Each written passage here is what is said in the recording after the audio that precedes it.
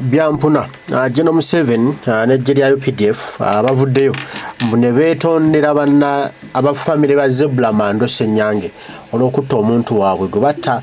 Ajjukira Zebra Mando SSenyange yatibwa ennaku z'omwezi zaali yali December omwaka 2020 ennaku z'omwezi zaali 29 bamutta ekiro kya 28 okitegedde okutuuka 29 kwolwo lwe bamutta nga nsonga kye yatisa Zebra Mando mubaali bamuteebereza okuba mbunna agenda kukola obujagalano mu kibuga Kampala nga wagira Kyagulanyi Center mu Robert Bobi Wine naye ate ekyennaku baali bakamutwala ewaabwe mu State House ng'afuuse wa NRM. Lwaki okuva Kyagulanyi Center mu Robert Bobi Wine lwe yajja abaana ba ghetto bonna mikwano gye General Museveni yabawamba nga bayitamu nga bayisaamu eggaali forcefully nga bateekamu ssente nti beekyusize Kyagulanyi bamutuuseeko obulabe.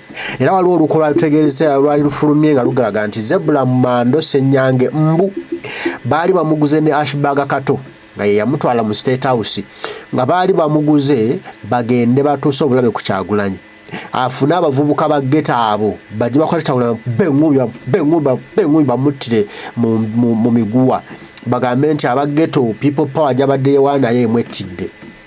Kati mbu Zebra Mando bamuwa oluku olwo mbu agenda atte Kyagulanyi nga akozesa akabinja k'abavubuka. Zebra Mando n'atemyako Kyagulanyi ne babitegeera nti olukwe lwabwe yalubuulidde ani Kyagulanyi namanya nti nno si munnaabwe ne bagamba agenda kwabya ebyama bingi bye babadde bamuteekamu okukola obulabe ku Kyagulanyi ne basalawo bamutte. Era mujjukira mbu bagenda wakaawe ate n'adduka kyokka badduka nga badde akolera kiteeza lwaki yadduka ate bwe yadduka ne bamukubirawo amasasi ne bamutta.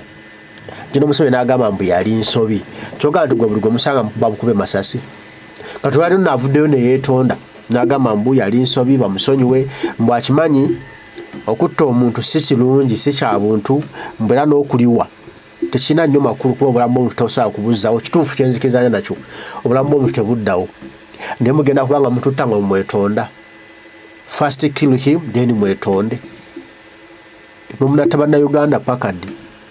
Waliwo sheeyo ekirevu gwe batta wano nsangi bagenda bamusanga waka ne bamukusiba empingu n'omukubira mu maaso g'abaana be oye nga temumwetonderanga. Kansooke mbikuwe obalabe nga beetonda bagenze nno wa Museveni nayeetondera ddala n'agamba bannaaye twetonda tuwulira bubi. Waliwo omusajja omulala naye gwe batta mambuka eyo yali Kano Charles Engora naye ojjukira naye bamutta bwe batyo naye beetonze olw'okufa kwe. Kiri Uganda baganda bange kiri Uganda wano otunulanga bw'olaba.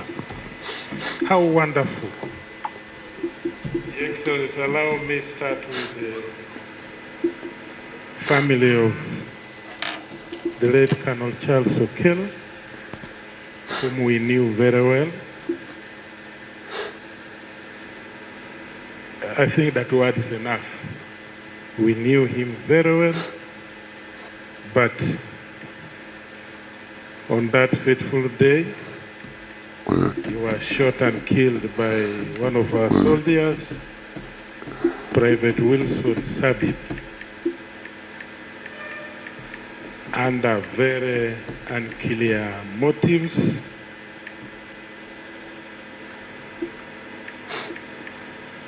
We are here to say on behalf of UPDF that we are really very sorry for what happened. Zebra SSenyange was a boxer, was also an instructor. He was used to train boxers, and above all, NRM mobilizer. Our forces were on operation, but we admit there were tactical operational mistakes. As a result of that, we lost this Ugandan SSenyange. Again, to the family, on behalf of UPDF, I stand here to say we are sorry. We ask for your forgiveness. Forgive us We regret for all those actions that were not in line with our doctrine. I drove to Lira on Tuesday when I got the call from the PPS and called for a clan meeting. The team I came with here, telling them we have been called. Reason we don't know. We consulted our dear brother Bashasha, and he said, let's go and hear, since it's the president who has called us, we don't know where his guests will hear from there. So we are really grateful to you. We want to thank God very much for you to think of our late brother, think of our family. He was a breadwinner. On behalf of the family, Mr. Deputy CDF, we are very thankful for your apology, and we welcome it with all the love.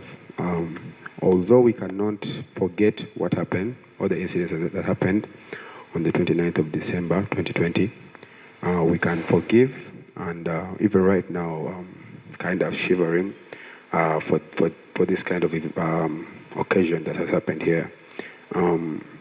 My father was the sole breadwinner, and I also want to thank the President, sir, for the help you rendered us as far as helping my sisters get to school through the State House program, and also the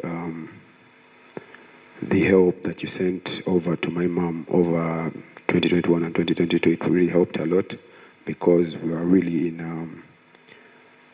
in a vulnerable situation and condition. So we are really thankful for this occasion. We are really thankful to the Army itself for owning up to your mistakes, and we receive it. Like I just said, we cannot forget what happened, but we can truly forgive, and we have forgiven. I've just spoken to my elders here. Yes, right here, this is my mother, Massimo Kankusi, and I have our godfather. He was a very good friend to my father. He's called Gideon Kapanda. And I have my younger sister, Dovina Senyang. That's what I thought we could organize. So that is my side of trying to not compensate, but to support. Because you can't compensate life, but support. Yoweri Kaguta Museveni yetonze mbu you can't compensate life. Kituufu obulamu tusobola kubu tewali muwendo gugulabulamu senezo sobola kuba muntu n'ogamba I have compensated you, tekiriiyo. Kino kyakoze it's a good gesture.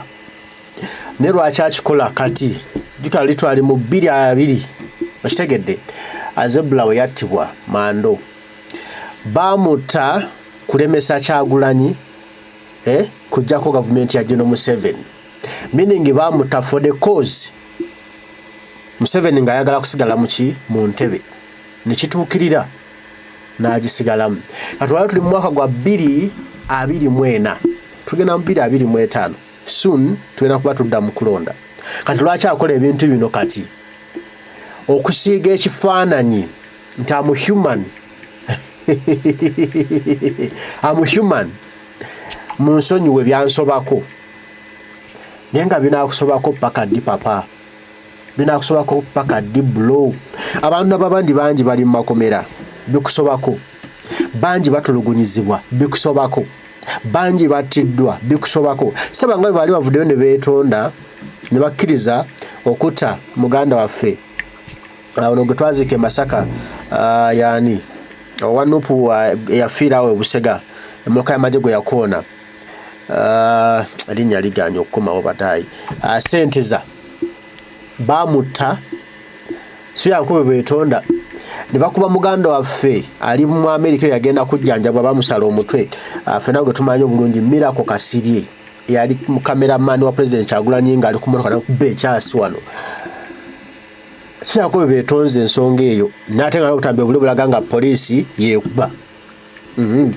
Ne tulaba wano jjo balina omusajja Ziggy Wine bamutta tebetondanga balina omulala wano gwe batta gwe bakuba emiggo omwami oyo yali namuyimbi bamukuba emiggo eyo waabwe erinnya liganya okukomawo mukama waayi bamukuba n'amala n'afa tebetondanga kugambye waliwo wano Sheeke Kirevu bamuteeka ku mpingu ne bamukuba amasasi saako betonda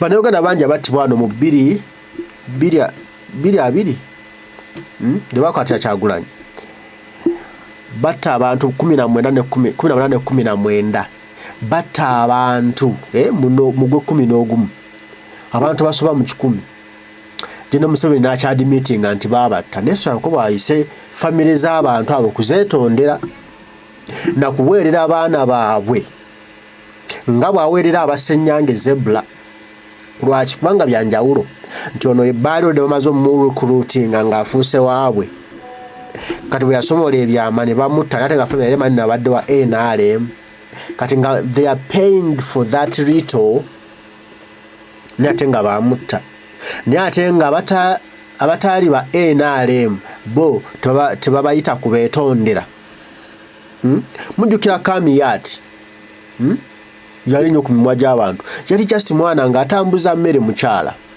ng'atambuza mmere mu Kampala yali era asitudde essowaani z'emmere atwalira bakasitoma n'abakuba ebyasi n'afa kati lwakuba yali ayambadde sikaati emmyufu kyekyamukubya baali bamuvaako mabega ne balaba ayambadde sikaati emmyufu tewanuupu pu ne bakuba bo bano abeetondera ddi kulaba I can't buy it nti yeetonze olw'okutta Zebra Mando SSenyange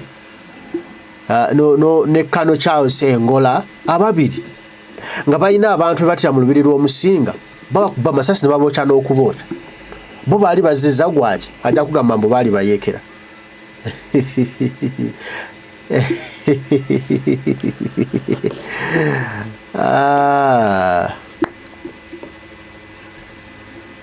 This is fakeness. Sinza kubikkiriza papa. Bino biri fake, it's just plastic. Abikola for his benefit. Agezaako okuwewula emitima gyabo. Naye olidde omwana bw'agambye nti I forgive but I will never forget. Era batugamba abantu bonna nti sonyiwanga naye teweerabiranga kukoza ekikyamu. Eyo statement nkulu. Akusonyiye kati mu maaso go naye tayinza kwerabira nno watta kitaawe. Era tayinza kwagala wanajja kubikkako kubanga obaweerera okola kino nga tayinza kwagala gosobola okwagala omutemu nga watta kisebo kyogamba can you be as good as my father? Can you give me that love? Tekisoboka era ojja kwepusuulamu wano naye nga taata wange yabeera nga we yampanga omukwano ogwannamaddala gwe tosobola kumpa kati I will never forget nkusonye naye I will never forget nti watta ssebo ekyo nno kikulu ayinza okuwolera eggwanga someday nga bw'olabye olwaliro byenkulaze ebyone yatta alomwa naye batta kitaawe bimaliza naye asse kati you never know mutta abantu nemuloza mwe musembye okuba n'emmundu nemuloza mwe bakabye ennyo you never know onakulinza okutya nga temuli mbuyinza nosanga abaana abazzukulu n'abantu babayisamu masasi pyu pyu nataata mu naye yattanga abantu baffe pyu pyu nosanga ekika kiwedde wa famire eweddewo nga battanzite naye nga abantu babatta olwataata abwe bye yakola omanyi abantu bagenda ne beerabira ne balowooza nno bo bajja kubeera mu bukulembeze paka kati nosimanyi bamwami Museveni abikola lwa bukadde nti kati yeetegekera abugenda mu ggulu kati yali mu kwenenya ye alipentinga mbu agende bulungi mu ggulu ng'atuusiza ekiseera kye ekyokugenda naye nga nze mmanyi menire abikola for 2026 kyali mu kubikolera agezaako okutereeza ekyo ekifaananyi naye ate nga remember towards 2026 era is going to kill era abantu bangi bagenda kufaawo bajja kugamba it was a streblet amagye simanya gakoze bubi simanya we yasole bijja kubawo mujja kubiraba naye nga lwaki otta abaana b'abanno lwaki otta bannayuganda banno just kubeera mu ntebe bwetumwekombako nsi zibiri awo nga zirina amagye tutabako magye ku street tebatta bantu bintu byakyeyononere bwe bati okujjako nga ensobi ndala nga abantu bebeekubyemu awo ne betta naye nga ow'amagye okukuba omuntu nga it's rare omusango gwa Nnaggumula nefe wano tuba nga twetabwesi nga tebinyuma. Yetonze abantu ne ba family ne batwala apology kirungi nti bagitutte kati katulina ate ebinaddirira nange omukama bankuumire mweraba.